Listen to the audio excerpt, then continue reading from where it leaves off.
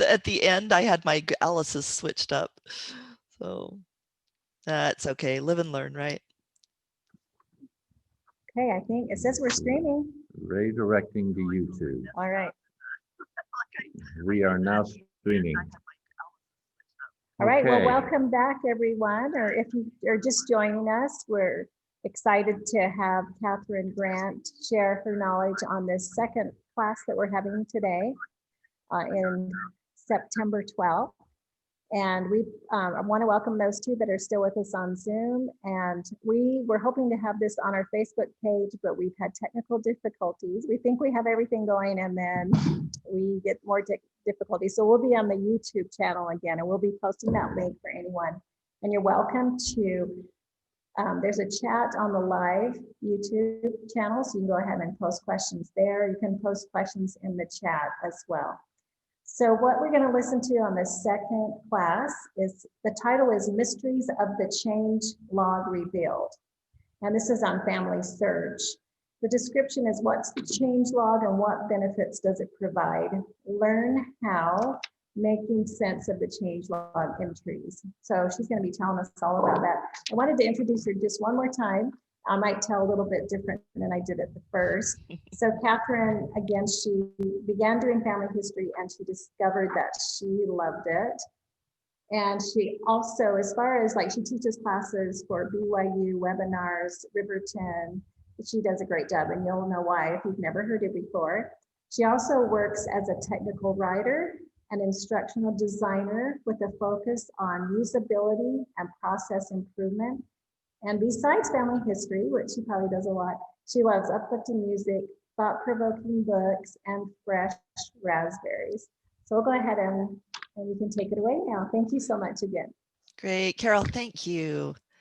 So everybody, it's so good to be with you. For those of you who were with us for the first class, welcome back. And for those of you who may be joining us for just this second class, we're so glad that you could be with us, especially on a Saturday. I just want to express my appreciation to you for taking time to do this. So we've got a really fun topic for today. I think the changelog is actually one of the least appreciated options in family search, and yet one of the most valuable. So let's look at what we're going to be covering today. First of all, changelog basics. What is it? What is the changelog? Why do we need it? And how to read it? And then what can you do in the changelog? We're going to cover C origin information, how to filter, and how to restore information. Normally, when I give this presentation, I also cover how to fix bad merges, but we just had a whole class on that. And so we're going to skip that for today. If you weren't able to hear the first hour today, that was recorded and you would be able to catch the recording. Or if you want to catch the webinar, you can go to the BYU Family History Library webinar page and look for the webinar on fixing incorrect merges. So changelog basics. What is the changelog? Well, from the name of it, it's pretty much what you would expect, right? It's a list of changes made to a person's record in family tree. But there's a little bit more to it than that. So what exactly does the changelog track and what does it not track? For records imported from the previous system, so from new.familysearch.org, the changelog starts in 2012 because that's when Family Tree went live. It does not include any changes made in the previous system. So when you see evidence that problems may have happened in the previous system, just be aware that you actually won't be able to see any kind of a history. That's not going to show up in the changelog. And then, of course, for records that were created in Family Tree, the changelog starts when the record was created. So say that somebody created a person in 2016, that's when their changelog starts. Family Tree is an open edit system. Any user can change any record. So this kind of answers the question of why do we need a changelog? Because you might wonder when and why a change was made. You might need to contact the person who made the change, and you may need to reverse the change. So let's look in detail now about at what exactly is tracked in the changelog. The changes tracked include the creation of the record, so you're always going to see who created the record or when it was imported, and or who created it and when, or when it was imported into Family Tree. You'll see changes to vital and other information. You'll see changes to relationships, such as parents being added or removed. You'll see merges, unmerges, and restores, and we looked at those in our last class. You'll see sources, memories, and rejected hints show up as track changes. And then finally, you'll see changes to notes and discussions.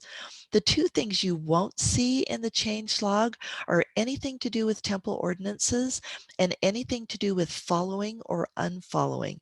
And both of these have to do with privacy reasons.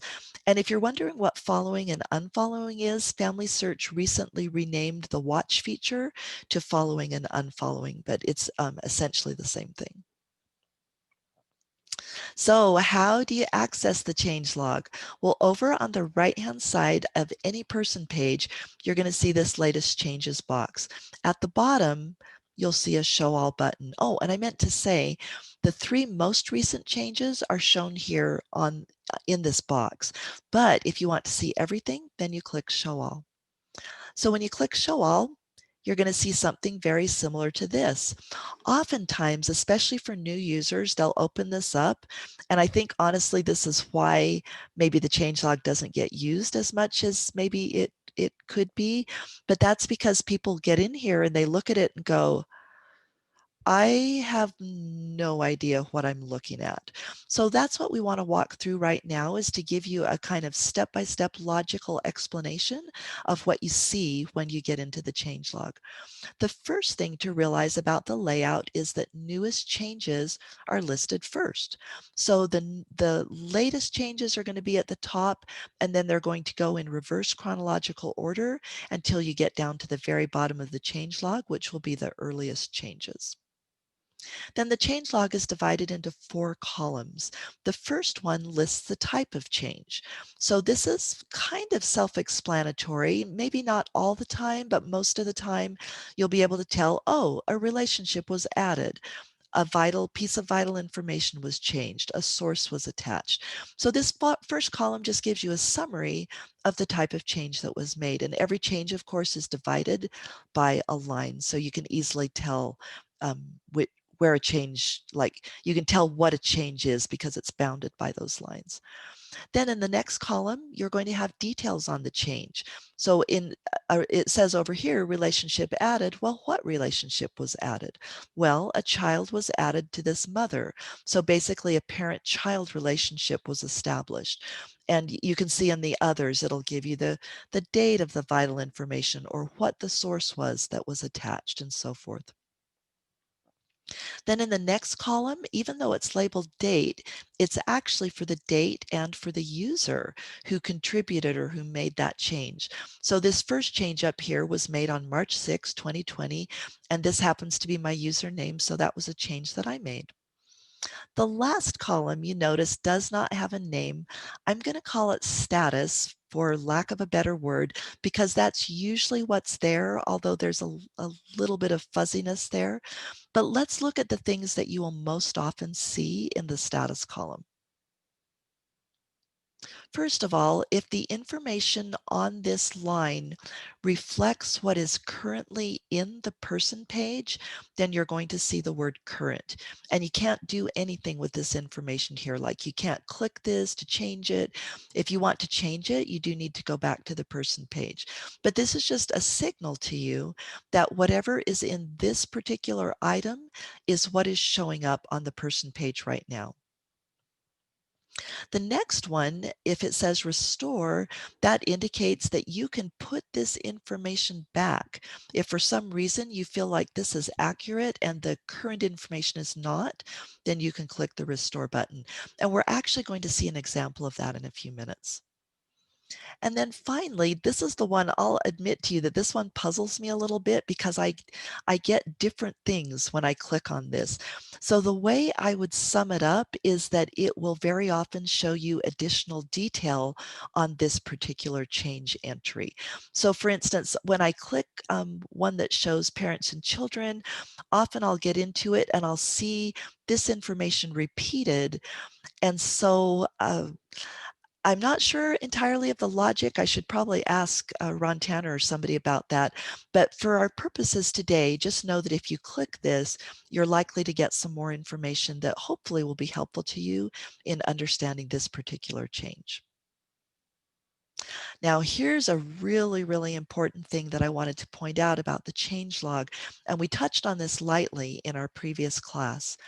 When you change a name, a birth date, or a death date, the change populates backward in the change log so that it appears on most entries. Oh, whoops, I got like an extra word there. I didn't edit that. It should say appears on most entries made before the change. So in other words, a change that you made in 2020 could show up on a changelog entry made in 2017. The exception to that is text-only items. They are not affected, and usually those are original import or creation items, the import or creation data. So you might look at these words and go, okay, Kathryn, I hear the words you're saying, but I don't really know what you're talking about. Could you give me an example? Let's look at an example, and I think that will help make it more clear. So we're looking now at the changelog of John James Wellington Hibbert. Isn't that a great name? John James Wellington Hibbert has a number of changelog entries, and you notice there are some that have blue icons by him. So or by them. So this is the little male icon. It shows by this one, and this one, but not on these. So these ones without the icons are text only or static text. These are never going to change regardless of what you change on the person page. But these other ones, the rest of them, all display the current information from the person page. So again, the way you can tell they're displaying current information is they have an icon. Also, they will be underlined when you hover. So if I hover over this one, it's going to be underlined. If I hover over any of these, they're not going to be underlined. So once again, static text that is never going to change, but these up here with the icon and when you hover the underline, these are going to reflect the current information on the person page, not necessarily the information at the time of the change. Just to illustrate that, I went into beta. I didn't want to mess up real family search, but for those of you who weren't in our last class, beta.familysearch.org is kind of a sandbox. It's a place where you can experiment without messing up the real data in Family Tree. So I went into John James Wellington Hibbert's record in beta, and I changed his middle name. I changed it to Washington. So that is not his name, but I wanted to do that for purposes of this illustration. And I also changed his birth year from 1885 to 1891. So this now shows up in beta as his personal information. When I go back into the changelog, first of all, what I'm going to see is static text that indicates the changes that I made. So this is never going to change, and that's a good thing in the changelog. It's just always going to be this way in the changelog. But take a look at all the other entries that were made in 2016. They now show John James Washington Hibbert. So you see how now it took that information and populated it into the changelog, even though I made that change just a few weeks ago, and these entries are for 2016. Now you might be saying, okay, that's great. I get that. Why are we making such a big deal about this? The reason is when you're trying to untangle a bad merge, you may be depending on these names here, thinking that they were the names at the time of the merge, but there is a good chance that they are not. So I won't go into more detail about that. We did talk about that in our earlier class, but just be aware that these names, if they have the blue icon, may not be the name that was there or the birth and death information that were on this entry at the time it was made. Oh yeah, sorry, I forgot I had this. Text only entries will stay the same. Okay, so if you want to see what the name was before, or if you want to see all the entries for a name being changed in the changelog, you can filter. So quickly, I'll just show this example because we're going to go into this in more detail. I went into the changelog, clicked filter, clicked name, and now I see all the entries having to do with John James Washington or Wellington's name. And so I see that originally he was this name, and then later he was changed on the 23rd of August. So what can you do in the changelog? Why is it so useful?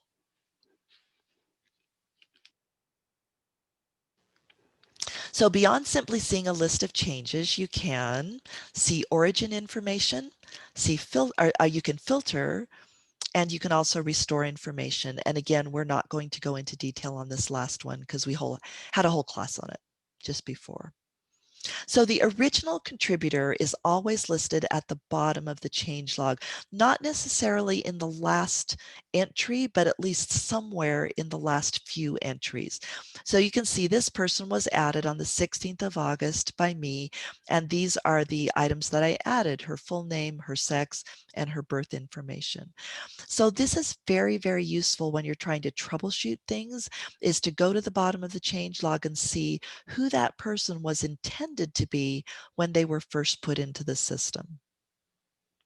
I did want to comment on something that it might seem a little bit counterintuitive, and that is that when Family Search is listed as a contributor in the year 2012, that always, in my experience at least, I've never seen an exception to this, that means that the information came over from the old system, which ironically was called new.familysearch.org. So a lot of you probably used that old system, and 2012 was the year that all that information was imported into Family Tree, and Family Tree went live. The reason I mention that is that people often look at this and go, oh, Family Search added this, it must be completely trustworthy, and I don't have to worry that there are any mistakes or anything. It would be nice if that were the case, but think about that for a minute. Does Family Search have the staff or the time or the resources to do all the verification on all these records? The answer is no. They are doing a magnificent job with what they're doing, but they simply do not have the staff to verify every single record in Family Tree. All this means is in the old system, this would have had the name of a person. But as it was explained to me by Brother Tanner, by Ron Tanner, when they brought this information over, they did not necessarily have permission to display those usernames from the old system. So instead, when they brought it over to Family Tree, they just put Family Search and called it good. So they have the year and it says Family Search, but again, that just means that it came over from the old system, does not mean that it was verified in any way by Family Search. Now here is a very cool feature. When you see a contributor's name in the changelog, you can click it to contact them. So when I click this name, I got an email. So if the person has chosen to share their email, it's going to show up on this screen and you can email the person. If they have not chosen to share their email, you can still click send a message, and then you get a message form. You type your message, you click send, and Family Search emails it to the person on your behalf. So it protects privacy, but still allows you to communicate. Oh, and again, I forgot I had call outs. So there's the email. If it's listed, you can email the person. If it's not listed, you can still click and send a message. One thing that you may have noticed about change logs is that they can get super, super long. So this one is for a person on my line, Francis Grant Bescovy. And you see this long change log here? This is only about a quarter of it. So you can imagine if I wanted to look through this change log and it's 4 times as long as this, how difficult is that going to be to go scroll down, scroll down, scroll down, and just try and look for the information that I want to see. I think a lot of people would just give up and say, forget it, I can't even make sense of this. Well, Family Search has a filter function which will let us make sense of these long change logs and just see the information that we're interested in. This is how it works. So you open up the change log, and over on the right hand side, you got a filter button. So you click filter and a panel opens up. Now in this panel, you've got a button for pretty much any piece of information that could show up over here in the change log. The default is all changes. Basically, that just means it hasn't been filtered.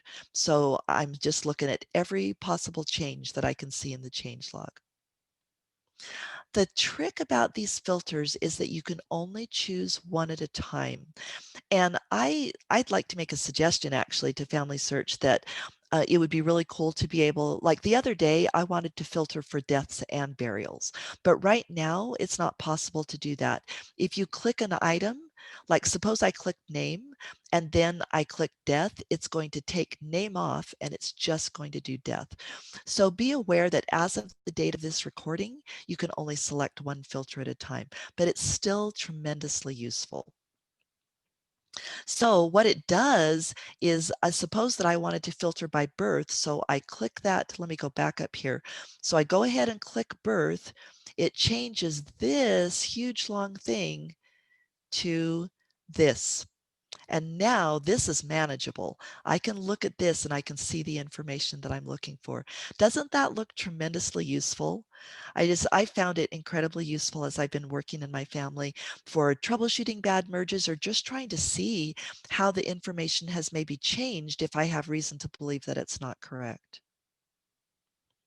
So if you want to remove, this was a little bit counterintuitive to me, and this is why I wanted to bring it up. If you want to remove a filter, you actually can't click any filter to remove it. You've got to click all changes, at least as of the date of this recording. So you click all changes and that will take off any filters, any filter that you've done down here, and then it'll be reset to showing all changes. One reason that I say that it was counterintuitive is that I thought that if I closed the filter panel, it would undo the filter, but it actually doesn't. So to close the panel, you can either click the filter button again, or you can click this X to close it. But if you have selected something, it's going to stay filtered exactly that way. Now that's an advantage if you if you wanted more room on the screen, if you wanted to close this, but keep the filter up. But just do be aware that just closing it is not going to clear the filter. If you want it cleared, you do have to click all changes first. Okay, what about restoring information? If you see information that was correct and it's been replaced by incorrect information, then you can click restore next to that item and you get this little comparison screen where you can compare the current information with the information that would be restored if you were to click restore. And if you're confident that you want to restore the information, you just go ahead and click restore and it's put back, that information is put back on the person page. So we are going to skip past this merging stuff because we covered that in the last class.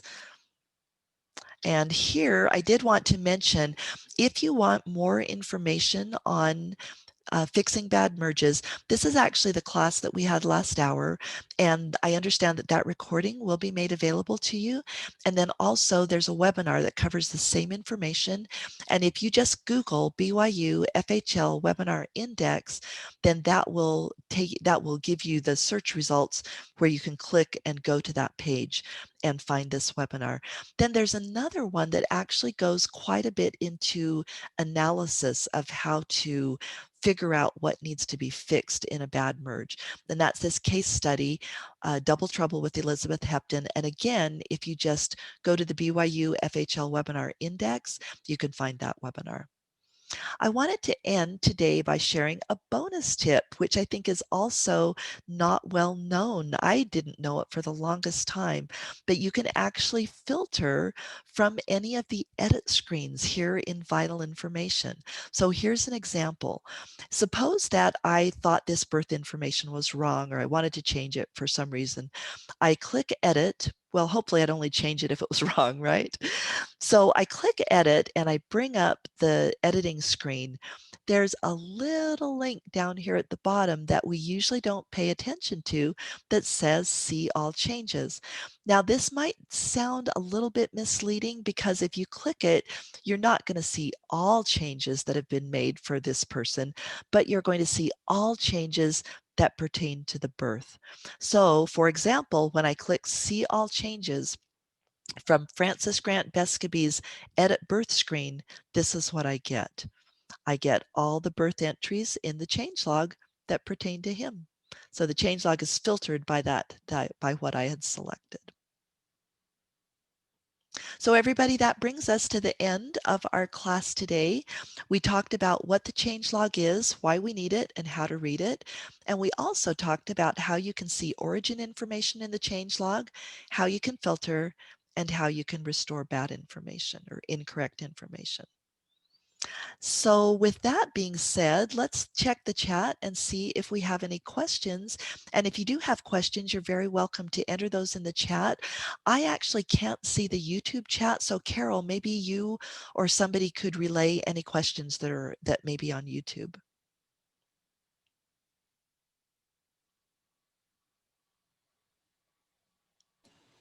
Mike's on.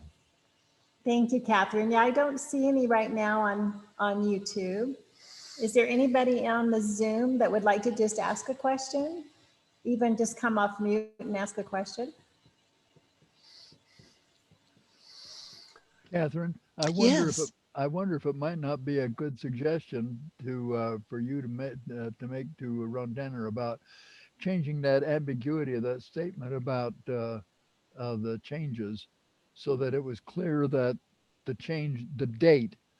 You know, I wonder if there's some way that they could say, this is what it was like at the time it was changed, and so that you can see why they changed it versus these changes were made later. Oh my goodness, that is a super suggestion. I actually had not thought of that, but that's a really good suggestion. If you discover when you're making a change that some information is reflected incorrectly because of that thing we looked at, how it always pulls the current information, then yes, that would be a very good thing to note in the reason statement. Thank you for bringing Yeah. that up. Well, if they just changed the title of when that brought it up to say this may not be the date it was done, that would be Yeah. helpful. Yeah, and the date it was done will actually stay constant, but it's the birth date and the death date that could be different. Yeah, right. So yeah, so to note that, I think would be a very good thing. Thank you. That's a great suggestion. I'm going to start doing that.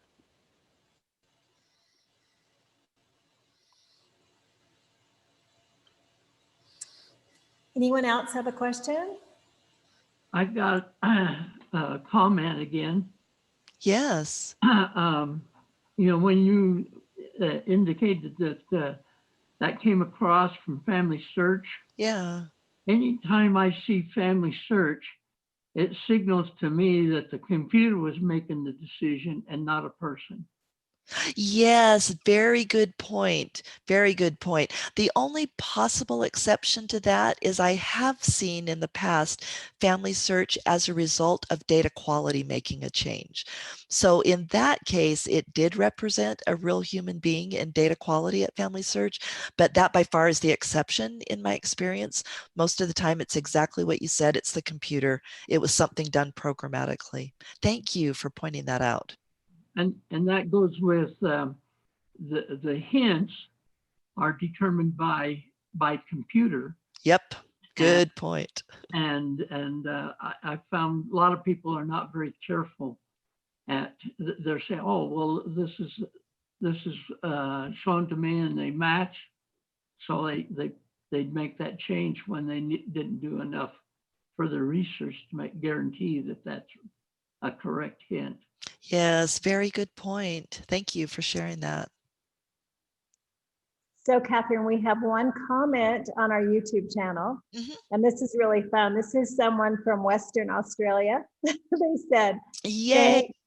I know, they said, thanks, worth waiting up for the middle of the night right here in Western Australia. Oh, bless your heart, whoever waited up. Oh my goodness. Thank you. Man, over in Western Australia. That is so awesome. We are so glad you could join us and so glad you found it useful. All right. Well, thanks again. If there's no other questions, we'll go ahead and thank you again for everything that you've shared with us. I know that I've learned a lot myself. I need to really be better and don't love doing all the changes back to where they should be.